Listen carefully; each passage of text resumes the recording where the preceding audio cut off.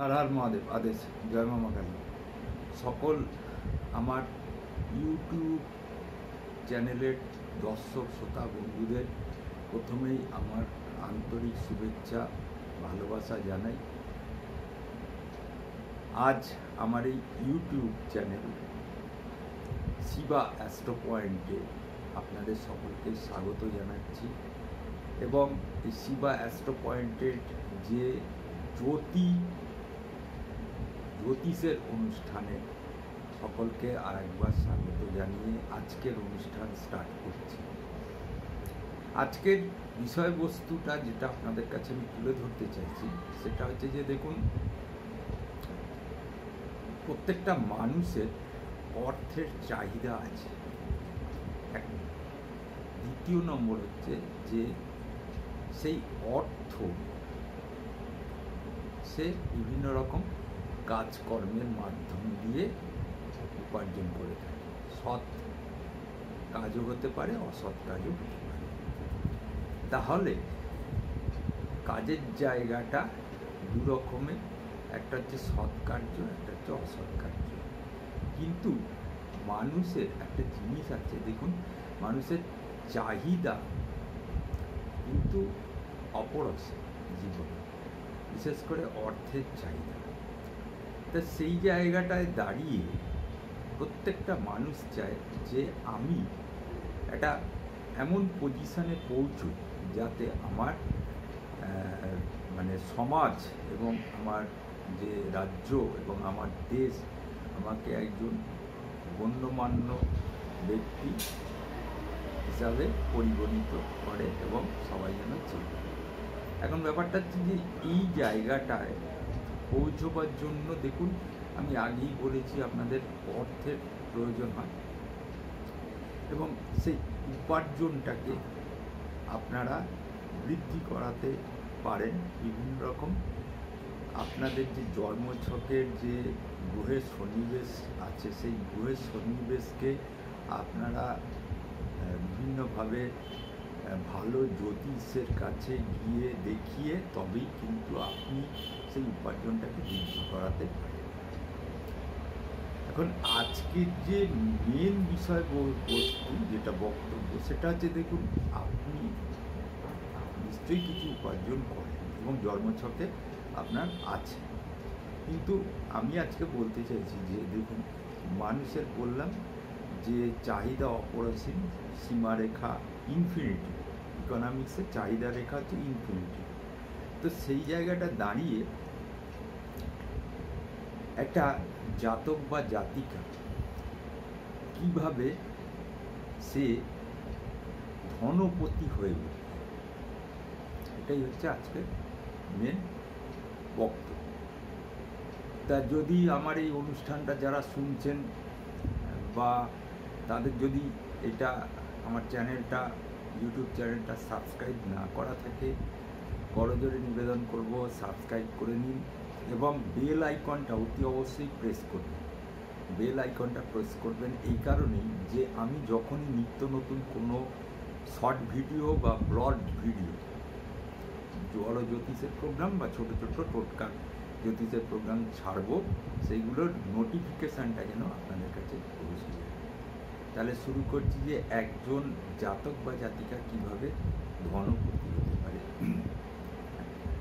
দেখুন, তিনটে জায়গা খুব ভালো হওয়ার প্রয়োজন আছে, শুধু জন্মছকে না, আপনার বাস্তু সম্পর্কেও আমি বলব। তিনটে জায়গা আমি জোডিয়াক সম্পর্কে আগে বলে দিই। জোডিয়াকের যে লগ্নটা আছে, জোডিয়াকের লগ্ন মিন্স হচ্ছে মেষ রাশিকে ধরে গণনা করা হয়, মেষকে এক ধরে গণনা করা হয় এবং সেই জোডিয়াকের প্রথম রাশি মেষ,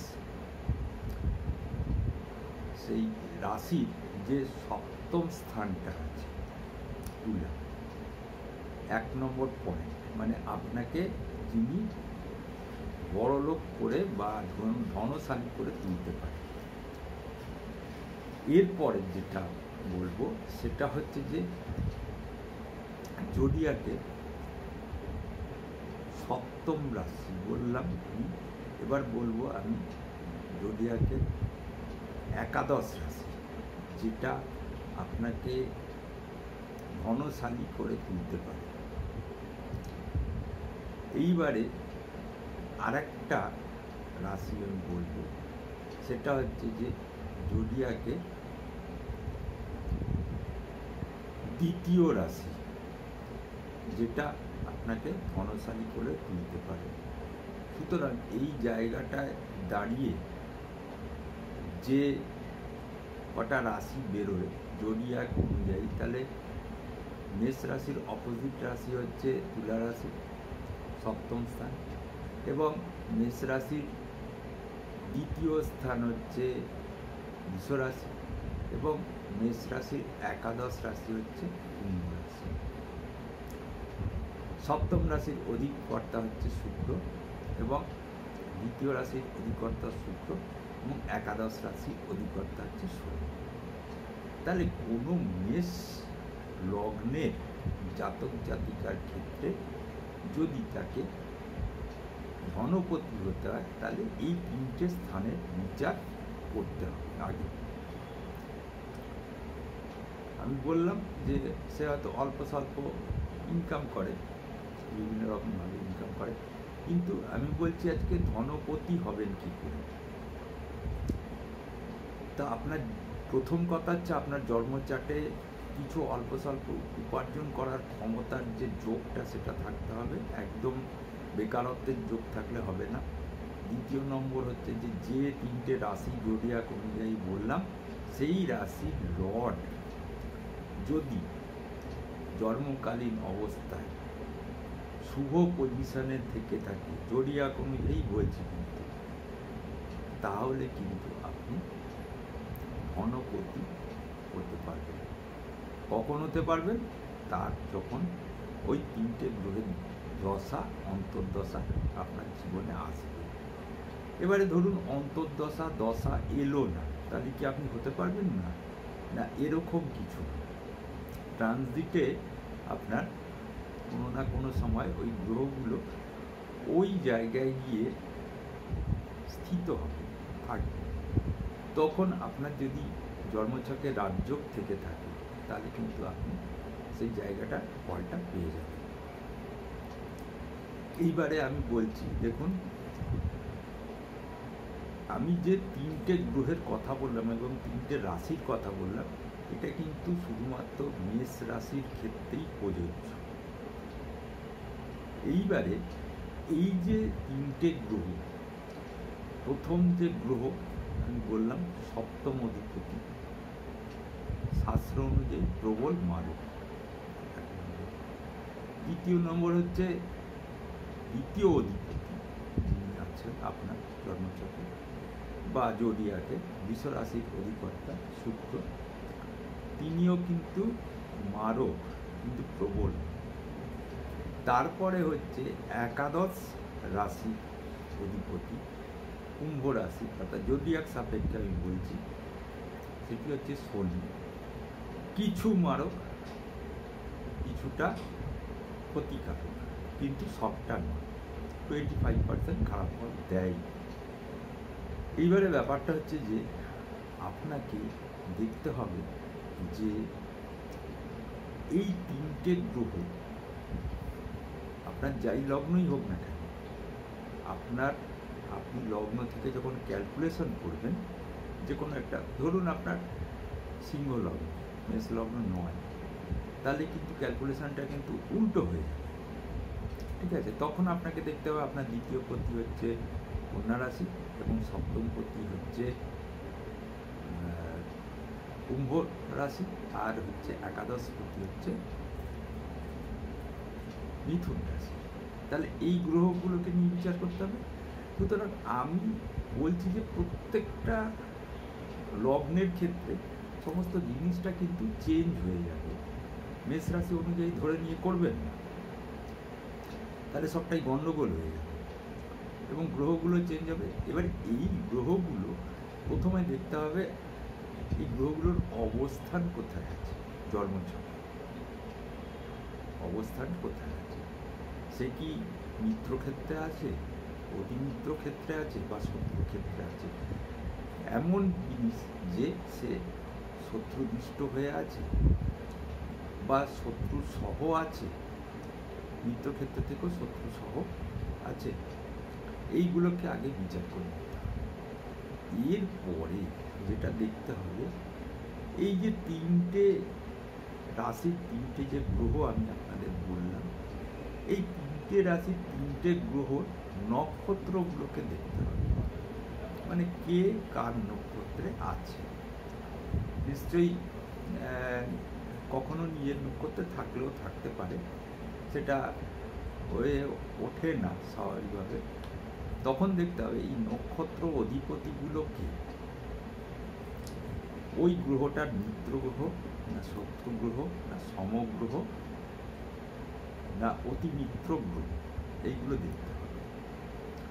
যদি সেইগুলোর শুভ পজিশন থেকে থাকে সেই নক্ষত্র অধিপতিগুলো, তাহলে কিন্তু আপনার একটা জীবনে রাজ্য সৃষ্টি হবে এবং একটা কোটিপতি বা ধনপতি হওয়ার একটা চোখ কিন্তু রয়ে গেল। এটা আরও ডিটেলস দেখতে হয় যে নবাংশে আপনার এই যে গ্রহগুলোর কথা বললাম, মানে এই তিনটে যে গ্রহগুলোর কথা বললাম, এই তিনটে গ্রহের পজিশন কী আছে, এবং হোরাতে দেখতে হয় যে এইগুলো চন্দ্র হোরায় পড়েছে না রবি হোরায় পড়েছে, দেখে তবে কিন্তু তার মানে ফাইনাল একটা যে জাজমেন্ট, সেই জাজমেন্টে পৌঁছতে হবে। তাহলে বুঝতে পারছেন যে জ্যোতিষ শাস্ত্রটা কিন্তু এই মাঠে ময়দানে বা গাছতলায় বসে বা এই 5 মিনিটের চেম্বারে গিয়ে করার জন্য নয়। জ্যোতিষশাস্ত্র খুব ডিপলি চিন্তাধারা দিয়ে করতে হয়। এইরকম প্রত্যেকটা লগ্নের ক্ষেত্রেই কিন্তু তার সপ্তম পতি, তার দ্বিতীয় পতি এবং তার একাদশ পতিকে নিয়েই কিন্তু এই ধনপতি হওয়ার যে আকাঙ্ক্ষাটা পূর্ণ করা যায়। আচ্ছা, এই ধনপতির আকাঙ্ক্ষা পূর্ণ কিভাবে করতে হয় আমি একটু ছোট্ট করে হিন্টস দিয়ে দিচ্ছি। দেখুন, সপ্তম পতি হচ্ছে প্রবল মান, এর কোনো রেমেডি করা যায় না। যদি সপ্তমপতি অশুভ স্থানে বসে থাকে, অশুভ ক্ষেত্রে বসে থাকে, অশুভ নক্ষত্রে বসে থাকে বা অশুভ দৃষ্ট হয়ে থাকে, তাহলে কিন্তু তার রেমেডি করা গেলেও যেতে পারে, সেটা খুব ভাবনা চিন্তা করে করতে হবে। দ্বিতীয় পতির ক্ষেত্রেও তাই। একাদশ পতিকে অলওয়েজ পাওয়ার দেওয়া যায়। সে যদি ভালো নক্ষত্র থেকে থাকে তাহলে কিন্তু পাওয়ার দেওয়া যায়। কারণ হচ্ছে একাদশ স্থানটা মানুষের কি জানেন তো, ফুলফিল ডিজায়ার অফ সাকসেস। যে কোনো সাকসেস করার ক্ষেত্রে, যে কোনো কাজ সাকসেস করার ক্ষেত্রে এই একাদশপতির গুরুত্ব খুব অপরসীম। এই হচ্ছে আপনি ধনপতি হতে পারবেন কিনা, এটা হচ্ছে অ্যাস্ট্রোলজির দিক। আমি আবারও বলে দিচ্ছি, আমি জোডিয়াকের ফার্স্ট সাইন মেষ লগ্ন, অর্থাৎ জোডিয়াকের যে হিসাবটা হয় সেই হিসাবে আমি আপনাদের জিনিসটা বোঝাবার চেষ্টা করছি, মানে করলাম এতক্ষণ ধরে। এইবারে আপনার লগ্ন যে মেষ হবে এরকম কোনো মানে নেই। 12টা লগ্নের ভিতরে যে কোনো একটা লগ্ন আপনার হবে। এটা মেষ হতে পারে, সিংহ হতে পারে, ধনু হতে পারে, মকর হতে পারে, মীন হতে পারে, যে কোনো লগ্ন হবে। তাহলে সর্বক্ষণ আপনার বিচার করতে হবে যে আপনার লগ্ন সাপেক্ষে আপনার সপ্তমপতি এবং তাদের নক্ষত্রপতির অবস্থান, এবং আপনার লগ্ন সাপেক্ষে আপনার দ্বিতীয় পতি এবং তার নক্ষত্রপতিদের অবস্থান, এবং আপনার লগ্ন সাপেক্ষে একাদশপতি তার নক্ষত্রগত অবস্থান। বোঝা গেল জিনিসটা? তাহলে এইবারে আমি যেটা আরও একটু ফাইনালি বলতে চাইছি সেটা হচ্ছে, দেখুন, আমি তো হয়তো কোনোভাবে আপনাকে একটা জায়গায় পৌঁছে দিতে পারবো আমার কাছে এলে পরে, যারা আসবে। আমি তো এখানে কোনো রেমেডি বলবো না, কি করে রেমেডি করব, কি করে পড়তে হয়, কি দিতে হয়, এগুলো আমি বলবো, বলিও না, বলবো। তাহলে এইবারে আমি বাস্তুর দিকে চলে যাচ্ছি, ঠিক আছে? এবারে যখনই জন্মছকটা আমি ঠিক করছি তখন কিন্তু আমার বাস্তুটাও তার ঠিক করে দিতে হবে, মানে বাস্তুটাকেও রেক্টিফাই করতে হবে। শুধু জন্মছক ঠিক করলে হবে না।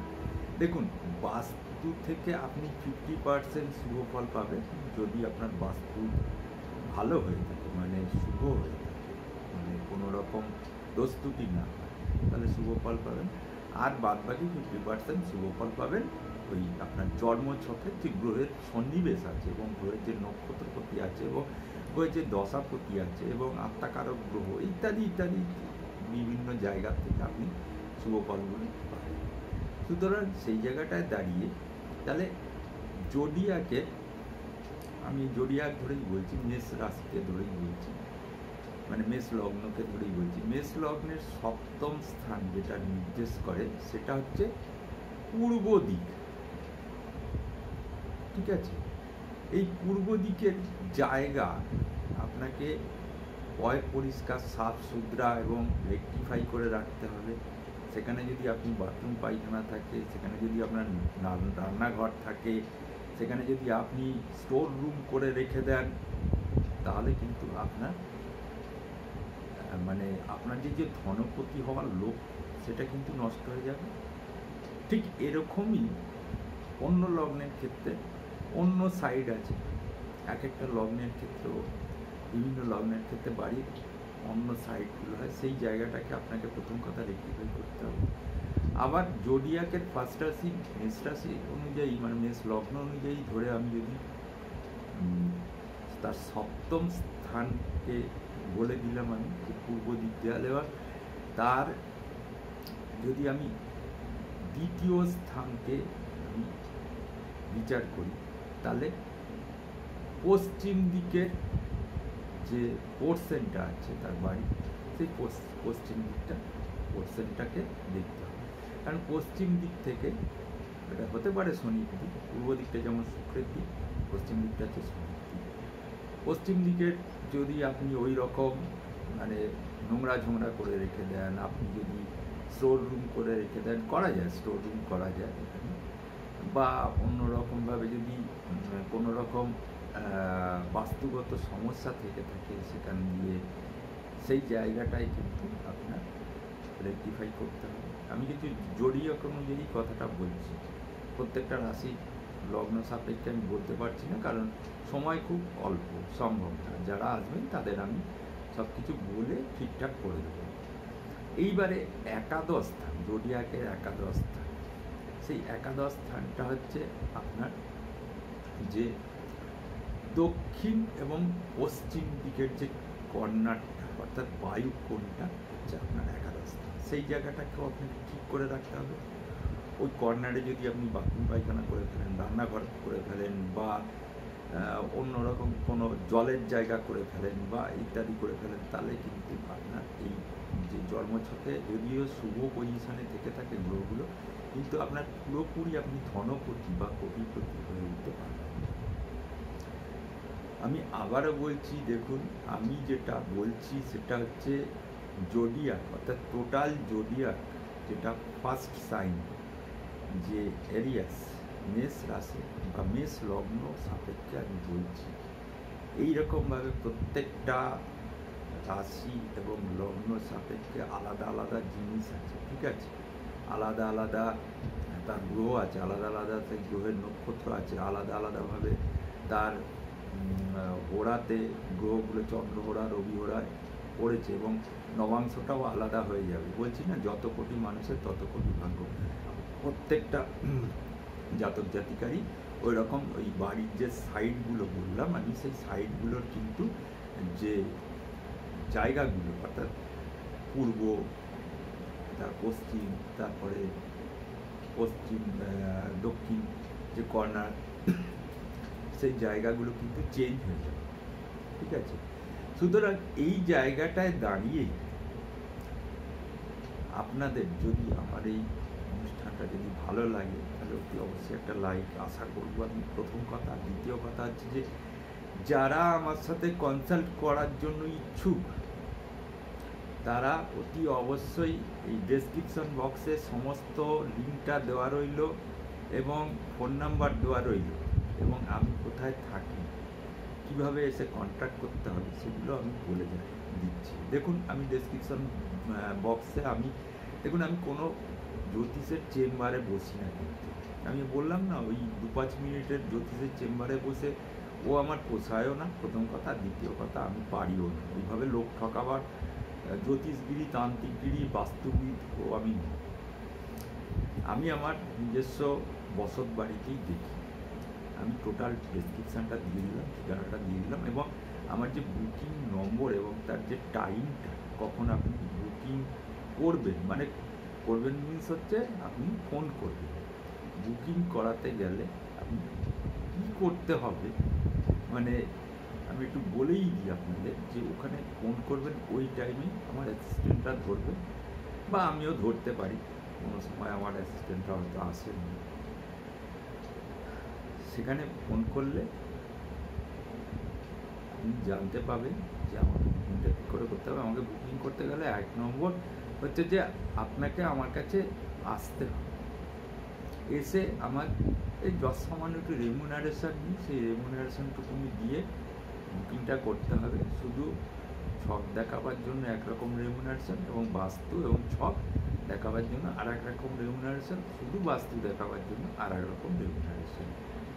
এর সঙ্গে সঙ্গে কী করতে হবে, যারা শুধু ছক দেখাবেন তারা অতি অবশ্যই মনে করে একটা বাস্তু নোশনাল ম্যাপ, অর্থাৎ আপনি যে বাড়িতে বসবাস করেন সেই বাড়ির একটা ম্যাপ, অর্থাৎ কোথায় কিচেন আছে, কোথায় ল্যাট্রিন আছে, কোথায় সিঁড়ি আছে, কোথায় ওয়েল আছে, মানে পাত্র আছে, ইত্যাদি জলের জায়গা আছে, এগুলো একটা একটু মাথায় তো আপনাদের নিশ্চয়ই থাকবে, আনকনসাস মাইন্ডে কোথায় কী আছে, কোথায় শোবার ঘর, কোথায় দালান কোঠা ইত্যাদি, এগুলো একটুখানি হাতে করে এঁকে নিয়ে আসবেন, ও আপনি সেই সাইনটা করবেন কোনটা উত্তর দিক, কোনটা পূর্ব দিক, কোনটা পশ্চিম।